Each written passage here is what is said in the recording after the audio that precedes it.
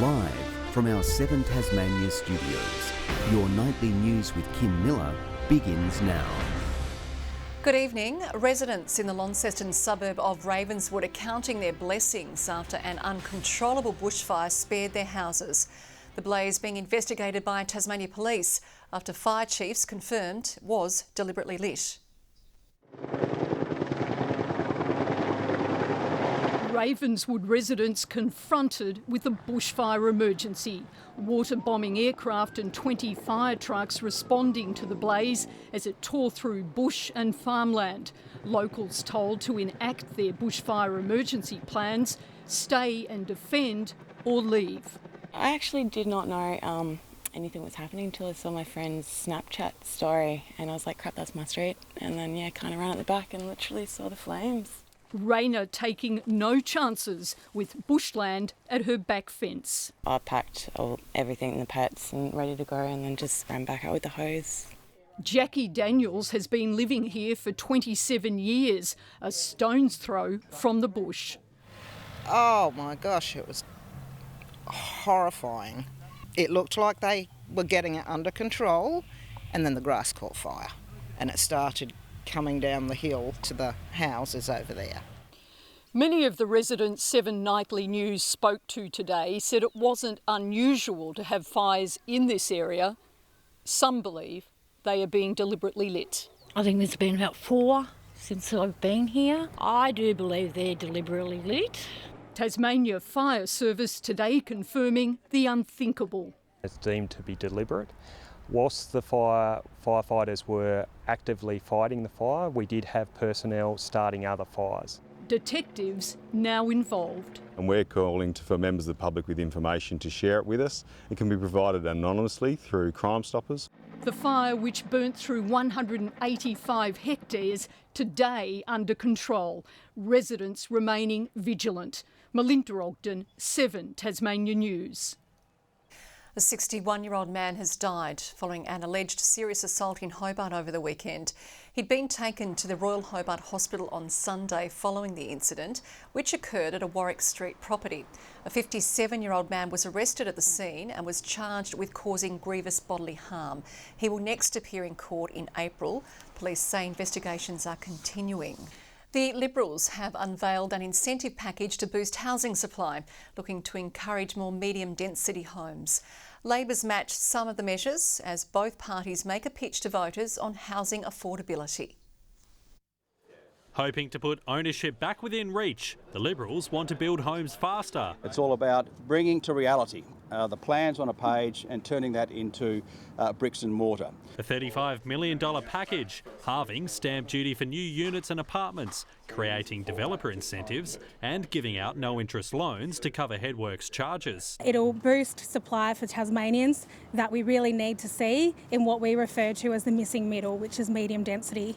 We know that by increasing supply we can put downward pressure on prices and make homes more affordable. Also expanding the High-Vis Army initiative to cover electricians and plumbers. Touring 11 units nearing completion at Bridgewater, Labor's also promising stamp duty exemptions for those buying apartments. To support the construction of more apartments, we're going to change the apartment code, making sure that local government is working hand in hand with the state government. Turning their focus to Liberal candidates as rumours swirl, brandishing signatures to say no Labor members are facing an Integrity Commission investigation. We think Tasmanians deserve to know whether or not members of Parliament are under investigation before they vote for them at the next election. We're calling on the Liberal government to do the same thing. Well, once again, another grubby stunt from Labor. Labor's promising a raft of integrity measures, promising to review the Integrity Commission, hand it extra funding, embolden the right to information system and toughen electoral donation laws. But they're facing scepticism after voting down similar proposals last year. It was incredibly disheartening to hear them talk about this for years, and when it came to the vote late last year, they sided with the Liberals. Josh Duggan, 7 Tasmania News. Rebecca White says she'll work with the AFL, not the clubs, to change the Tasmanian AFL licence agreement. The Labor leader's comments come after Seven Tasmania's Talking Footy revealed club presidents are opposed to renegotiating the deal, including the controversial Macquarie Point Stadium plan. Certain presidents have got certain views and they're entitled to those views, but ultimately this is an agreement between the Tasmanian Government and the AFL. The stadium is currently in the process of being determined a project of state significance.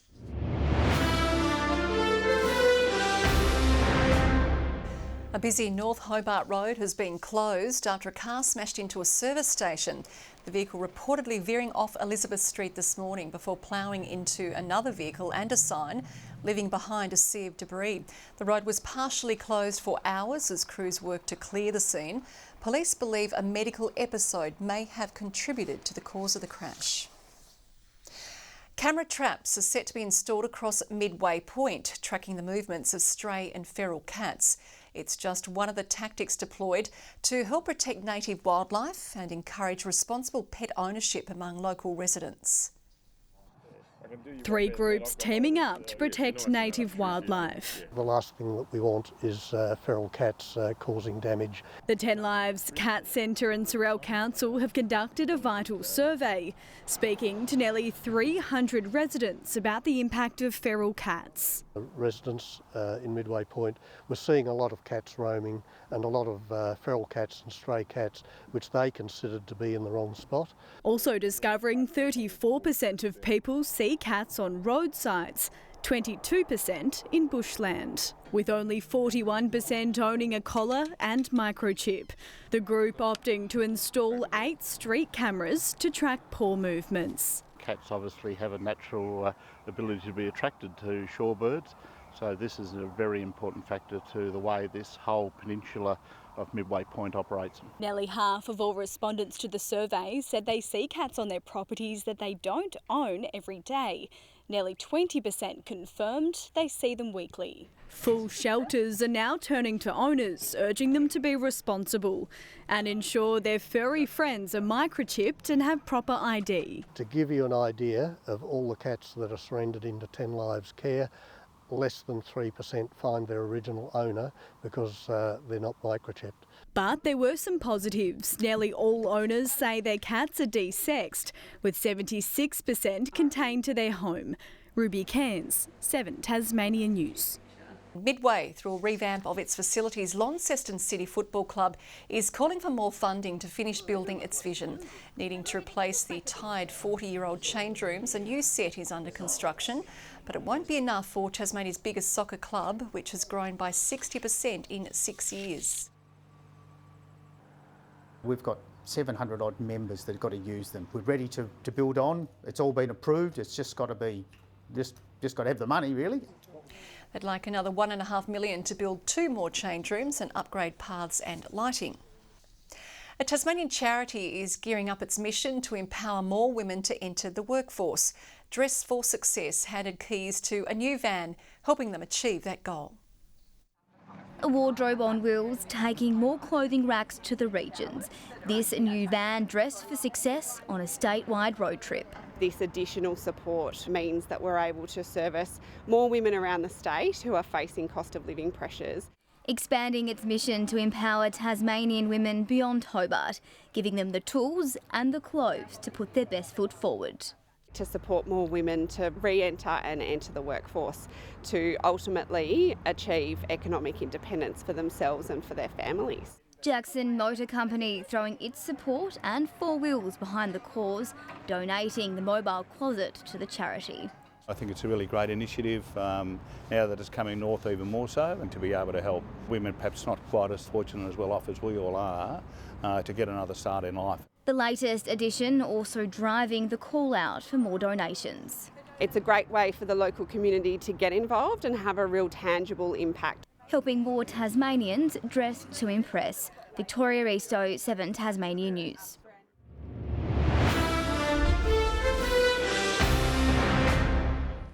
After more than a decade playing for Tasmania, Sam Rainbird is retiring from state cricket, making the announcement this morning. From 56 first-class matches, he has 170 wickets to his name. His career highlight coming 2 years ago against the Bulls, with figures any cricketer would be proud of: 8 for 21 in the first innings, another 5 wickets in the second. Tigers coach Jeff Vaughan describing him today as the ultimate teammate. The Jack Jumpers are confident Marcus Lee will be cleared to play the Perth Wildcats tomorrow night. But in a huge blow, the team has just confirmed captain Clint Steindl is an uncertain prospect, having injured his back at training. Flying away to chase a significant carrot. A win in the Wildcats' den tomorrow would give Tasmania the chance to seal a second grand final appearance in 3 seasons at home. We've been working hard all week and it's an exciting time of the year. I think that's what the players dream of. It's always great to coach in that environment. Marcus Lee among those flying away.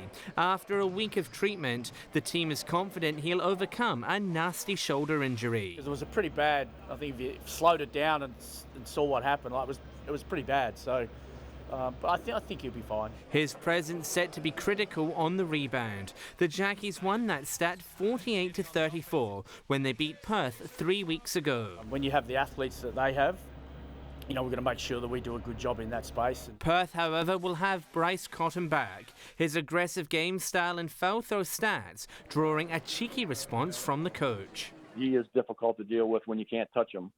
And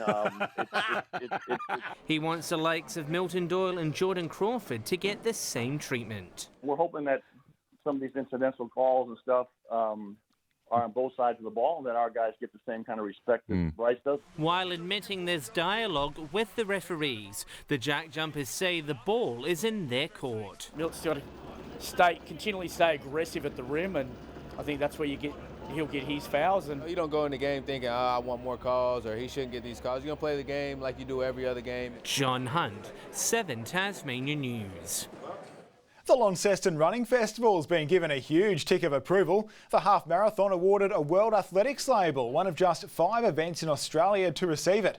It means the event meets strict quality criteria demanded by the world's top runners. Which is correct, and the race is going to be run correctly, and at the end of the race they're going to get a time which is accurate.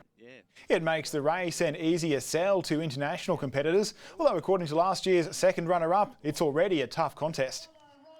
3 of us went under the race record last year, and would be the second probably fastest race record in Australia, so I don't think competition's a worry, but I'm excited to keep that level dropping. The festival also moves to a 2-day format this year. $20,000 is up for grabs at Carrick Speedway this weekend, where the Tasmanian Late Model Championship is on the line. Billed as the fastest sedans on dirt, the late models are high horsepower beasts flush with the latest tech. It'll be a tough hit out though for the 14 Tassie drivers, with several leading competitors from around the country making the trip down.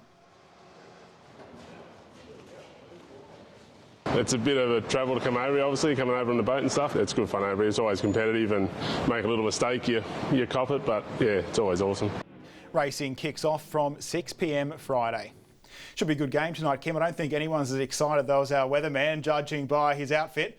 Just to irk him, I'm going to go for the D's, I think. Okay. Yeah, so very colourful. Peter Murphy is up next with a weather forecast. Good evening. Obviously, I'm keen for the AFL roster season to start tonight, and I was told today that around work it was Footy Colours Day, but I'm the only one dressed up. I've been set up, I think. Hobart and Devonport 23 today, Launceston and Cressy the warmest with 25, Burnie 22. Temperatures mostly above average, Flinders Island and Bushy Park 24, Friendly Beaches and Grove 23 today, Low Head 21, King Island 20, Lyowini and Strawn 19 degrees. Just some high cloud today, but that cleared to leave the state under sunny skies this afternoon. Cloud is still there over Western Australia and South Australia, while an onshore flow drives cloud over coastal Queensland. Tomorrow, a high over the Tasman pushes a ridge back over the eastern seaboard. A cold front is positioned to the south of WA. The winds easterly through Bass Strait tomorrow at 10 to 20 knots, with mostly variable winds over remaining waters, swells to 3.5 metres in western and southern waters. Forecast for tomorrow, sunny for Hobart 24, partly cloudy but fine for Huonville, warming up to 26 and same for Campania. Launceston tomorrow, a high of 28 degrees and partly cloudy, 24 for Devonport, bit of cloud but fine for Georgetown, 25 the maximum, 22 for Burnie, Strawn partly cloudy and 23, same number for Wynyard. And for the east tomorrow, St Helens mostly sunny and 24, same for Swansea, Port Arthur a high of 23 degrees. On Saturday, cloudy but fine again, Hobart 33 degrees but 35 expected in Huonville and Campania. Finally the chance of a shower on Sunday but not so much over the north and northeast. And on Monday, a shower or two over the west and south, fine, and 30 in Launceston. A possible shower in Perth tomorrow, 37 in Adelaide, early cloud over Melbourne, a morning shower in Sydney, a top of 28 there, and a shower also for Brisbane. Clear at the moment in Hobart, 17, 22 in Launceston, 20 in Devonport. Got to hurry off, Kim. I don't want to miss a minute of the Swans' first win of the year. Oh, it's going to be a long season ahead. That is all your news for now. Enjoy the footy tonight. Good night, everyone.